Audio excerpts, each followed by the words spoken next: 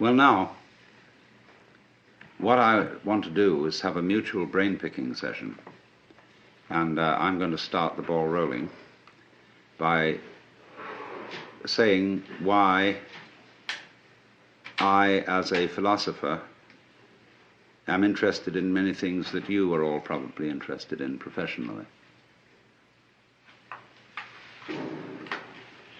Basically, what we're going to talk about, I suppose, is the problem of control, as exemplified in the ancient Latin question, quis custodies ipsos? Who guards the guards? Now, we know that we're living in an age when there's been an enormous proliferation of techniques for subjecting every kind of natural process outside the human skin, and now increasingly inside the human skin, to some form of rational control. And as we succeed in doing this, it also becomes apparent that we're failing, that the process becomes of such a high degree of complexity that we begin to feel that we're standing in our own way, that everybody complains the state of affairs in the modern world, in the technological world, is so complicated that nobody can understand it, and nobody really knows what to do. That, for example, you want to run a small business, and you find you run into such enormous legal hassles that you need so many secretaries to do the paperwork that you can hardly do the business, that you're trying to run a hospital, but that you have to spend so much time making records and writing things down on paper that you don't have much time to practice medicine, that you're trying to run a university, and the requirements, the recording, the endless red tape of the registrar's office and the administration building is such that the actual work of research and teaching is seriously hampered. And so the individual increasingly feels himself obstructed by his own cautiousness. This is basically what it is. Now, to explain myself, first of all, because most of you are strangers to me, I am a philosopher who has for many years been interested in the mutual fructification of Eastern cultures and Western cultures, studying Oriental ideas, not in the spirit of saying to the West, you ought to be converted to Oriental ideas, but in the spirit of saying, you don't understand the basic assumptions of your own culture if your own culture is the only culture you know. Everybody operates on certain basic assumptions, but very few people know what they are. You can say, very often encounter the sort of character who's an American businessman, and he says, well, I'm a practical businessman. I believe in getting results and things done, and all this thinking and highfalutin logic and nonsense is of no concern to me. Now, I know that the practical basic assumptions, the metaphysics of that man, can be defined as pragmatism, as a school of philosophy. But it's bad pragmatism because he's never thought it through. And so it's very difficult, you see, to get down to what are your basic assumptions. What do you mean by the good life? What do you mean by consistency? What do you mean by rationality? The only way of finding out what you mean by these things is by contrasting the way you look at something by the way it's looked at in another culture. And therefore we have to find cultures which are in some ways as sophisticated as our own, but as different from our own as possible. And of course, for this purpose, I always thought that the Chinese were optimal, and the Indians, the East Indians. And that by studying the ideas of these people, by studying their life goals, we could become more aware of our own. It's the old principle of triangulation. You don't establish the situation of a particular object unless you observe it from two different points of view and thereby calculate its actual distance from you. So by looking at what we are pleased to call reality, the physical world, from the basic standpoints of different cultures, I think we're in a better position to know where we are than if we only have one single line of sight. And therefore this has been my interest and my background. And arising out of this, there has come a further question, which I would call the problems of human ecology. How is man to be best related to his environment, especially in circumstances where we are in possession of an extremely powerful technology and have therefore the capacity to change our environment far more than anyone else has ever been able to do so? Are we going to end up not by civilizing the world, but by Los Angelizing it? In other words, are we going to foul our own nest as a result of technology? But all this gets down to the basic question is, really, what are you going to do if you're God? If, in other words, you find yourself in charge of the world through technological powers, and instead of leaving evolution to what we used to call in the 19th century the blind processes of nature, that was begging the question to call them blind. But at any rate, we say we're not going to leave evolution anymore to the blind forces of nature, but now we're going to direct it ourselves, because we are increasingly developing, say, control over genetic systems, control over the nervous system, control over all kinds of systems. Then simply, what do you want to do with it? But most people don't know what they want, and have never even seriously confronted the question of what they want. You ask a group of students to sit down and write a solid paper of 20 pages on what is your idea of heaven. What would you really like to happen if you could make it happen? And that's the first thing that starts people really thinking, because you soon realize that a lot of the things you think you would want are not things you want at all. Supposing, just for the sake of illustration, you had the power to dream every night any dream you wanted to dream. And you could, of course, arrange for one night of dreams to be 75 years of subjective time, or any number of years of subjective time. What would you do? Well, of course, you'd start out by fulfilling every wish. You would have routs and orgies and all the most magnificent food and sexual partners and everything you could possibly imagine in that direction. When you got tired of that, after several nights, you would switch a bit and you'd soon find yourself involved in adventures and contemplating great works of art, fantastic mathematical conceptions. You would soon be rescuing princesses from dragons and all sorts of things like that. And then one night you'd say, now look, tonight what we're going to do is we're going to forget this dream as a dream. And we're going to be really shocked. And when you woke up from that one, you'd say, ooh, wasn't that an adventure?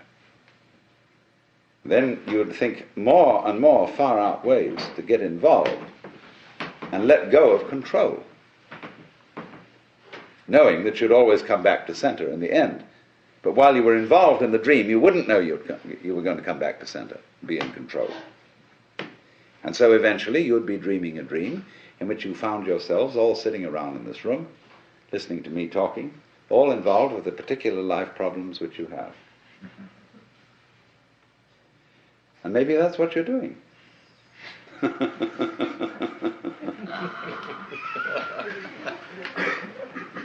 But here's the difficulty, you see. The difficulty of control. Are you wise enough to play at being God?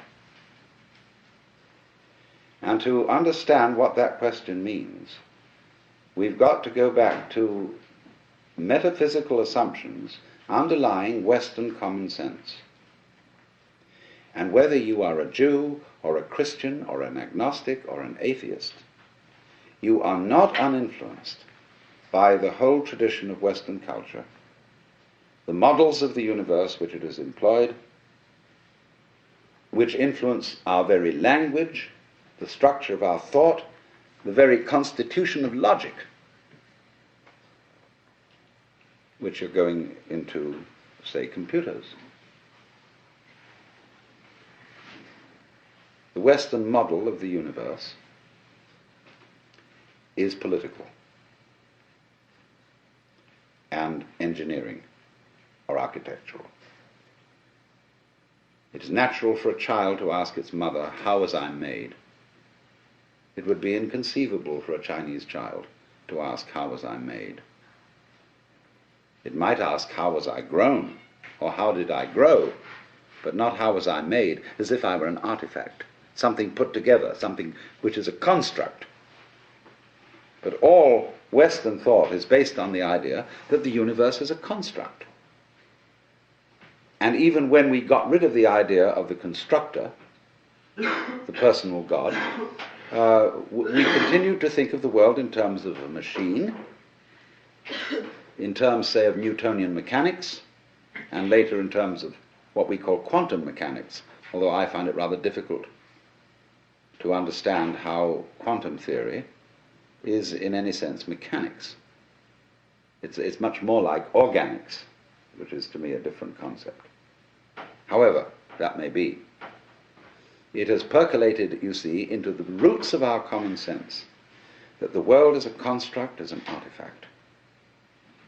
And therefore, as one understands the operations of a machine by analysis of its parts, by separating them into their original bits, we have bitted the cosmos and see everything going on in terms of bits of information, and have found that this is extremely fruitful in enabling us to control what's happening.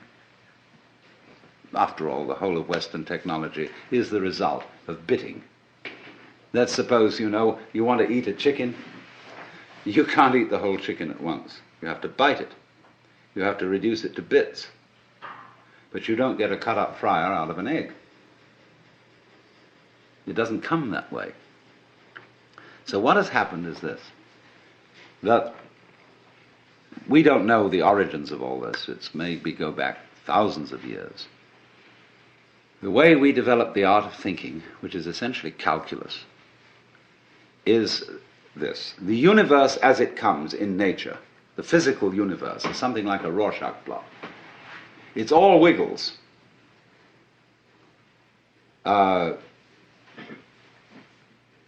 We who live in cities are not really used to this because we build everything in straight lines and rectangles and so on. Wherever you see this sort of thing, you know human beings have been around because they're always trying to straighten things out. But nature itself is clouds, is water, is the outlines of continents, is mountains, is biological existences, and all of them wiggle. And wiggly things are to human consciousness a little bit of a nuisance, because we want to figure it out. And it is as if, therefore, some ancient fisherman one day held up his net and looked at the world through the net. And he said, "My, just think of that.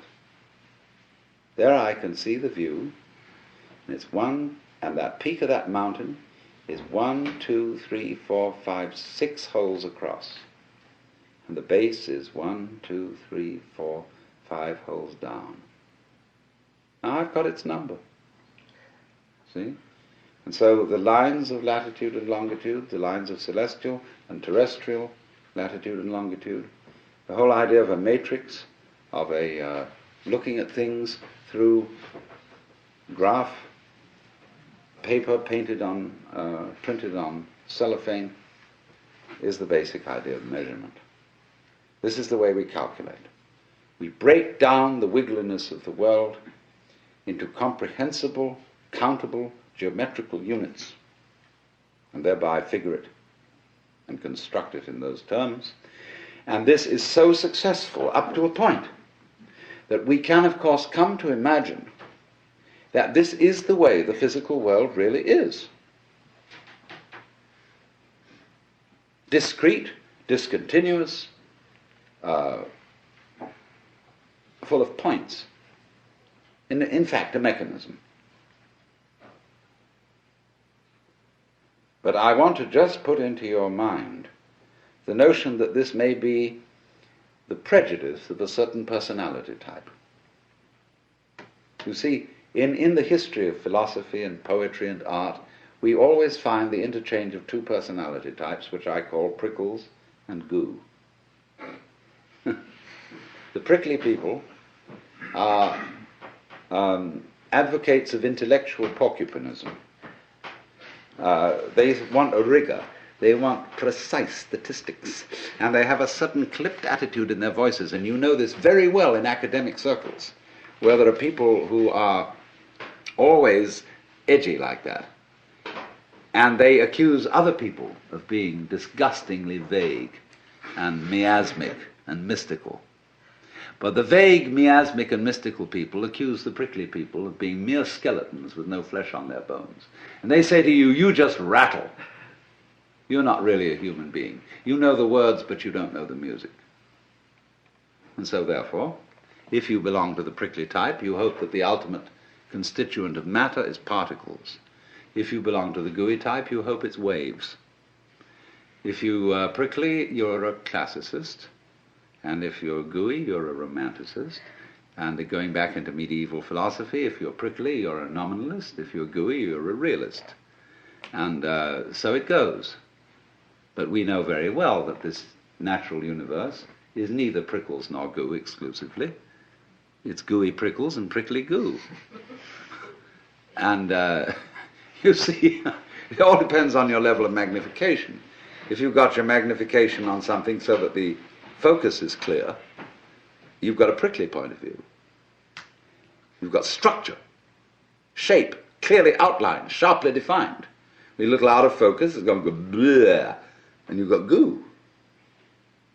But we're always playing with the two, because it's like the question is the world basically stuff, like matter, or is it basically structure?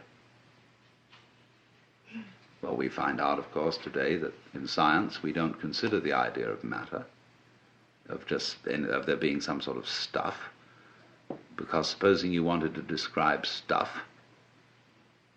in what terms would you describe it? You always have to describe it in terms of structure, something countable, something that can be designated as a pattern. So we never get to any basic stuff. It seems to me that this way of thinking is based on a form of consciousness which we could best call scanning. The capacity to divide experiences into bits is somehow related to a physical facility which corresponds to sweeping a radar beam or a spotlight over the environment. The advantage of the spotlight is it gives you intensely concentrated light on restricted areas. A floodlight, by comparison, has less intensity. But if you examine, say, this room were in total darkness, and you use the spotlight, very thin beam, and you scanned the room with it, you would have to retain in memory all the areas over which it passed, and then by an additive process, you would make out the contours of the room. And it seems to me that this is something in which civilized man, both in the East and in the West, has specialized. a method of paying attention to things which we call noticing. And therefore it's highly selective. It picks out, it's punctive, it picks out features in the environment which we say are noteworthy and which we therefore register with a notation, be it the notation of words, the notation of numbers, or such a notation, say, as algebra or music. So that we notice those things, only those things, for which we have notation. When a child, very often a child will point at something and say to its parents, "What's that?" And they're not clear what the child is pointing to. The child has pointed to something which we consider is not a thing. The child has pointed to an area, say, of funny pattern on a dirty wall, and has noticed a figure on it. But the child doesn't have a word for it and says, "What's that?" And the adult says, "Oh, that's just a mess." Because that doesn't count for us as a thing. So you come through this to the understanding, what do you mean by a thing? It's very fascinating to ask children, what do you mean by a thing? And they don't know, because it's one of the unexamined suppositions of the culture. What do you mean by an event? Well, everybody knows what an event is, but nobody can say. Because a thing is a think. It's a unit of thought, like an inch is a unit of measurement. And so we thing the world, that is to say, in order to measure a curve, you have to reduce it to point instants. And apply the calculus, so in exactly the same way, in order to discuss or talk about the universe, you have to reduce it to things. But each thing or think is, as it were, one grasp of that spotlight. Going chur, chur, chur, chur, chur, chur, chur, chur, like this, you see. So we reduce the infinite wiggliness of the world to grasps or bits. We're getting back to biting, you see, the idea of the teeth. To grasps of thought. And so we thereby describe the world in terms of things, just as that fisherman could describe his view by the number of net hole through which the view was showing. And this has been the immensely and apparently successful enterprise of all technological culture, superbly emphasized by ourselves. Selves. Selves. Selves. Selves. Selves.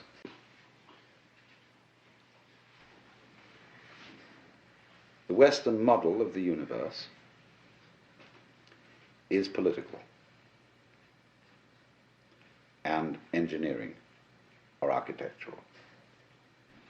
And therefore, as one understands the operations of a machine by analysis of its parts, by separating them into their original bits, we have bitted the cosmos and see everything going on in terms of bits of information, and have found that this is extremely fruitful in enabling us to control what's happening. After all, the whole of Western technology is the result of bitting. And so we thing the world, that is to say, in order to measure a curve, you have to reduce it to point instants. And apply the calculus, so in exactly the same way, in order to discuss or talk about the universe, you have to reduce it to things. But each thing or think is, as it were, one grasp of that spotlight. Going chur, chur, chur, chur, chur, chur, chur, chur, like this, you see. So we reduce the infinite wiggliness of the world to grasps or bits. We're getting back to biting, you see, the idea of the teeth. To grasps of thought. And so we thereby describe the world in terms of things, just as that fisherman could describe his view by the number of net hole over through which the view was showing. But the problem that arises is this. First of all, very obviously, everybody knows, I hardly need to mention it. Go to the science of medicine. You get a specialist who really understands the function of the gallbladder.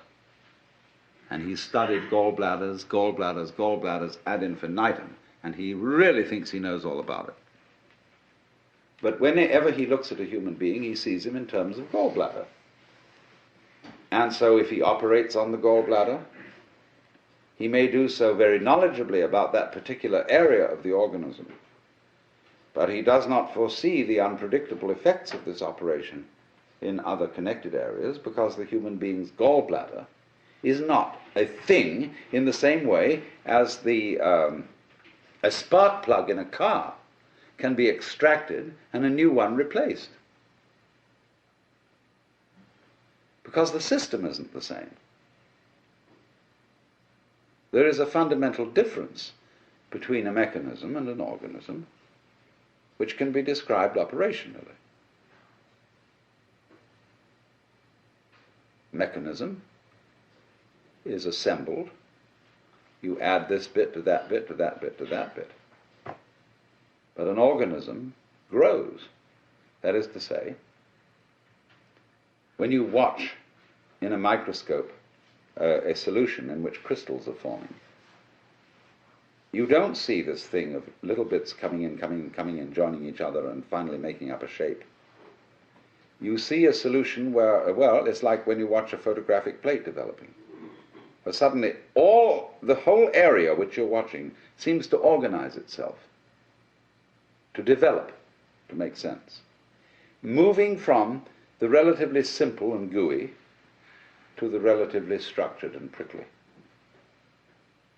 But not by addition. So then, if we are trying to control and understand the world through conscious attention, which is a scanning system, which takes in everything bit, what we're going to run into is that if that's the only method we rely on, everything is going to appear increasingly too complicated to manage. So that you get, for example, let's take the problem of the electronic industry. The catalogues of products that are being produced over the world by the electronic industry. Who has read all the catalogues? How do you know where you've got something you're working on, whether it's patented or not? Who else has taken out a patent? Has anybody had time to read all the catalogues? Well, nobody has. They're just voluminous. And it's exactly the same in almost any other field. There's an information explosion like a population explosion. How on earth are you going to scan all that information? Yes, of course you can get computers to help you in this direction, but by Parkinson's law, the sooner you become more efficient in doing this, the more the thing is going to develop, so that you will have to have more efficient computers still to assimilate all the information. You'll be ahead, but only for a short time. So you see, there's this problem of the sort of competition of consciousness, of its how fast can you go, duty, duty, duty, duty, duty, duty, duty, duty, duty, duty, duty, duty, and keep track of it, you see? And say, I've got a good memory, I can keep track of that. And you say to you, I bet you can't. I'll go more complicated than you. See, musicians do this, we're drummers, you know. and they get things going, and they start, and so long as they count, and lots of musicians do count, it is crazy, but they do, and they count, and they outcomplicate each other to the point where you can't retain it any longer in memory. So you say, okay, if I can't retain it, we've got this gadget here that can, and we've got these marvelous mechanical memories, and they will retain it. And they'll go much more fancy. They'll go this duty at a colossal speed, like that, you see. But it's the same old problem. Because you get something that can outdo that.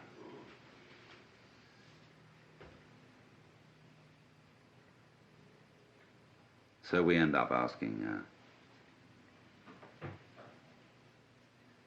yeah, but supposing there were some other way of understanding things. Let's go back from the spotlight to the floodlight, to the extraordinary capacity of the human nervous system to comprehend situations instantaneously, without analysis. That is to say, without verbal or numerical symbolism of the situation in order to understand it. I hope you understand what I mean by that. It's clear. We do that.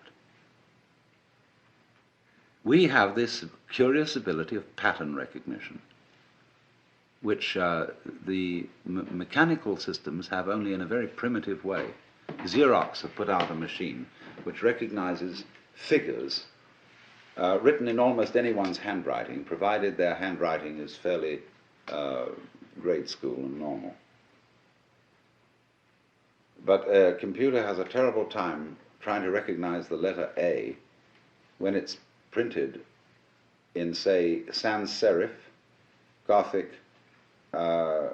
longhand, or whatever kind of A you may write.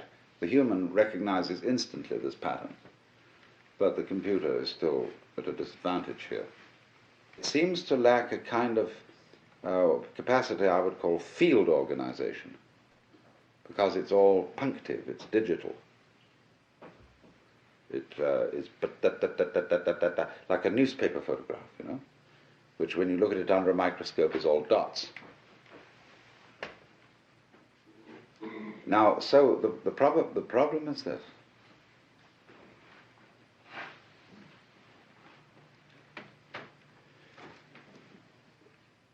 In developing technology, are we leaving out of consideration our strongest suit, which is the brain itself?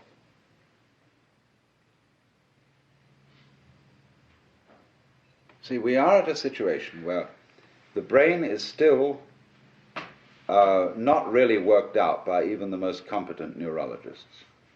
It puzzles them. They can't give a model of the brain in numerical or verbal language. Now, you are that, you see. You are this thing. You yourself are this thing which you yourself can't figure out. In the same way that I cannot touch the tip of this finger with the tip of this finger, I can't bite my own teeth. But I, who is attempting to touch the tip of this finger with this finger, am, by the sheer complexity of my structure, far more evolved than any system which I can imagine. This is, in a way, slightly akin to the Gödel theorem, that you can't have a system of, say, a logic which defines its own axioms. The axioms of any given system must always be defined in terms of a higher system. All right, so you are the most complex thing that has yet been encountered in the cosmos. And you can't figure you out. Now, suppose we're going to try to do that and become, as it were, completely transparent to ourselves so that we can entirely understand the organization or the mechanics of our own brains. What happens when we do that? Well, you're back in the situation of God. When you're God, what are you going to do? When you're God, you know what you're going to do? You're going to say to yourself, man, get lost. Because what you'll want is a surprise. And when you've figured everything out, there won't be any surprises. You'll be completely bored. But on the other hand,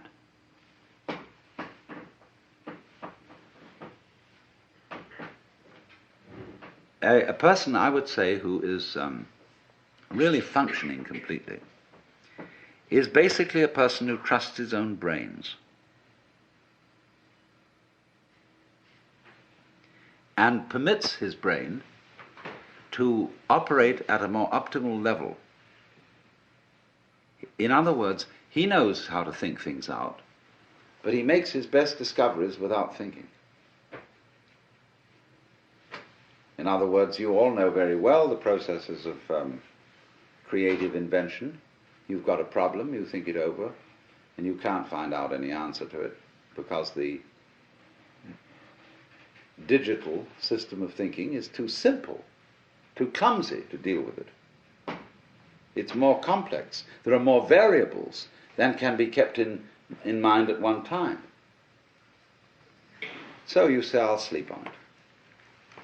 Or you go to the Institute of Advanced Studies at Princeton, Behavioral Sciences at Stanford, where they pay you to goof off, which is highly excellent idea. And you moon around, and you've got a blackboard, and you look out of the window and pick your nose, and so on. And your brain eventually hands you the solution to the problem. And you immediately, because you have technical knowledge, you recognize that's a solution. But then, naturally, you go back and check it. And you work the bit-by-bit form of thinking on it and see, now, does it come out in those terms? And if it does, everybody will agree with you, yes, that's the answer. But if it doesn't come out in those terms, they won't agree with you, because you haven't subjected it to the socially acceptable, traditional form of analyzing knowledge. But here's the problem. It takes an awful long time to check these things out. It takes an awful long time to arrive at the solution which you got like that by a purely calculative process. And most of the situations of life are such that they don't wait for us to make up our minds. So that an enormous amount of carefully worked out scientific knowledge is trivial. It's all very well, very finely worked out, but much too late. Because life comes at you from all sides, all over, everywhere at once. And the only thing you've got to deal with that is the thing inside here, in the skull. Now, I'm not saying this to put down all this marvelous work of calculation, brought to immense sophistication electronically and so on. Not at all, because actually you people are the first people to understand the limitations of your own kind of knowledge. And you're going to have to tell the politicians about this. They don't understand. They think that this kind of knowledge is the answer to everything. And I think most of you know it isn't. Which is not something, I repeat, against technology. It's only saying that when you walk, you put your right foot forward. And that's fine, but then you must put your left foot forward. So let's say that the great technological enterprise has been putting the right foot forward. But you must bring up the left foot. That is to say, bring up re-valuation and new respect for the organic type of organization, which is incomprehensible to technological thinking, but which always underlies it. That by itself doesn't work, because after you bring the left foot up, you've again got to bring up the right foot. The analytic. After goo comes prickles. After prickles comes goo. And you have to keep this thing up. And I think our danger at the present time is that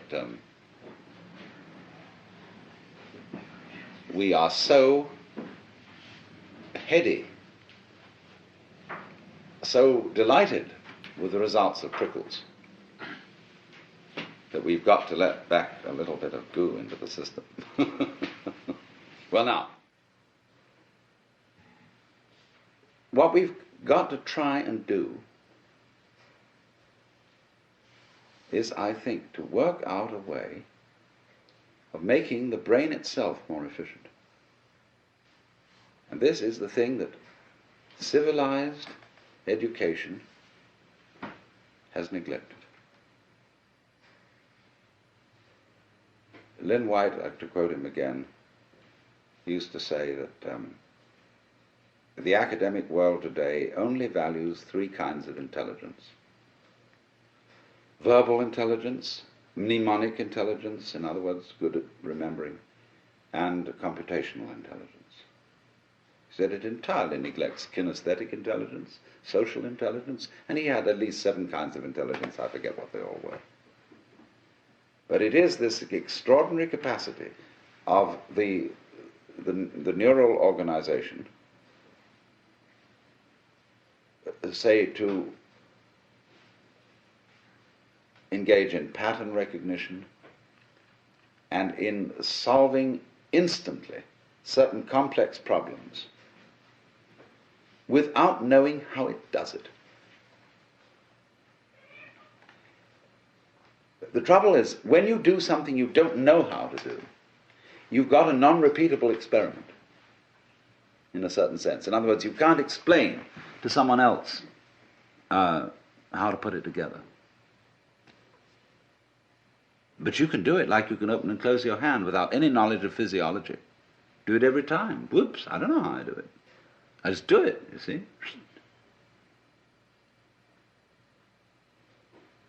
So we have an enormous potential of intelligence, of knowing how to do all sorts of things, which, to the extent that we are academically minded people, we won't allow ourselves to do, because we can't explain it. You know, for example, there's a way of cooling a brazing furnace. It's very simple.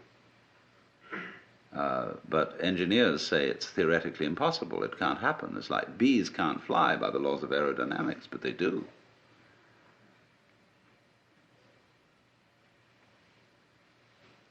So the rather practical issue I come to is this, that technology, if it relies exclusively on linear thinking,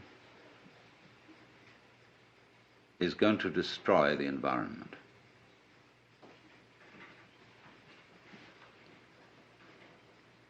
It's going to become too complicated to handle. Man is going to be like the dinosaur, which had to have a brain in its head and a brain in its rump because it was so big. You know, the caveman kept a dinosaur, and when he went to bed at night, he'd clump it on the tail with a club, and it'd scream at 8 o'clock in the morning. Wake him up. And it seems to me we're getting into that kind of saurian situation with our technology, which is going to lead us to extinction. So the question is, are we going to foul things up by insisting on using linear input information and controlling it as the dominant tool of controlling the world? Or can we master all that as we have done and still use the linear input and analysis, but with a fundamental trust in our power to assimilate multiple input, although we really don't know how we do it? And my point is that you can't find an absolute which you can pin down, you see. So there always remains in any human operation the basic central thing, which you can't pin down because it's you. just as the teeth can't bite themselves. Now, the assumption of Judeo-Christian culture is that man in his nature is sinful and therefore can't be trusted. The assumption of at least ancient Chinese culture is that man in his essential nature is good and therefore has to be trusted. Because they say to us, if you can't trust your own basic nature, you can't really rely on the idea that you're untrustworthy. Therefore, you're hopelessly fouled up. So this has amazing political and other consequences, this different assumption. If we say, no, we human beings are fallible and basically selfish and really, really fundamentally evil, and therefore we need law and order. We need a control system to put us in order. We thereby project these control systems into the church or into the police or into somebody who are really ourselves disguised. See, it's like daylight saving time. Everybody could simply get up an hour earlier. But instead of doing that, we alter the clock, because the clock is a kind of authority. And we say, well, the clock says it's time for you to get up. And the Amerindians laugh at the palefaces because they say, paleface, he doesn't know when he's hungry until he looks at his watch. And so in this way, we become clock-dominated. And the abstract system takes over from the physical, organic situation. And this is my big pitch, if I'm going to make a big pitch, is that we've run into a cultural situation where we've confused the symbol with the physical reality, the money with the wealth, and the menu with the dinner. And we're starving on eating menus, starving on eating menus, starving on eating menus, starving on eating menus.